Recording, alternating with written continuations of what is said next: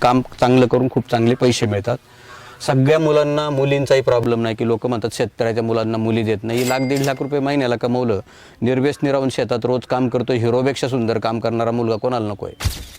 नक्की. हो, तर तेही कारण आपल्याला ह्याही गोष्टी खूप हायलाईट केल्या पाहिजे. सगळीकडे चालले बघा शेतकऱ्याच्या मुलांना मुली मिळत नाही, पण मुलांनी जर अशा पद्धतीने काम केलं, चांगले पैसे कमावले तर कोणीच नाही. कारण मुलीच्या आईवडिलांची किंवा मुलीची स्वतःची अपेक्षा असते की आपल्याला चांगलं सांभाळावं, 2 वेळचं सुंदर जेवण, कधीतरी फिरायला न्यावं, सगळ्या गरजा पूर्ण होईल एवढं पैसे असावं. तिला पण काय फार पैशाची अपेक्षा नसती, पण तिला सुंदर जीवन जगता येईल तेवढे पैसे तर मिळाले पाहिजे एवढीच अपेक्षा. ती तर आमची मुलं सहज पूर्ण करतात आणि तिला रोज वेगळ्या प्रकारची भाजी, वेगळी फळं, वेगळं सूप, सालाड खायलाही मिळते, जे कुठेही बाकी ठिकाणी मिळणार नाही. कारण शेतकरी हा अन्नदाता असतो.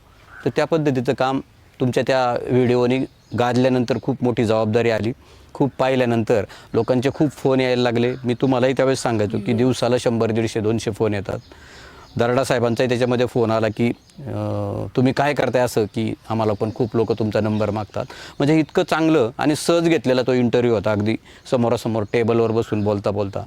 कारण लोकांना आता चांगलं काहीतरी पाहिजे आणि बिझनेस पाहिजे. फार कमी गुंतवणुकीतून लोकांना काहीतरी चांगलं खायला देऊन त्यातून येणाऱ्या पैशावरती आपलं कुटुंब जगतंय, असे बिझनेस सगळ्यांना पाहिजे असतात.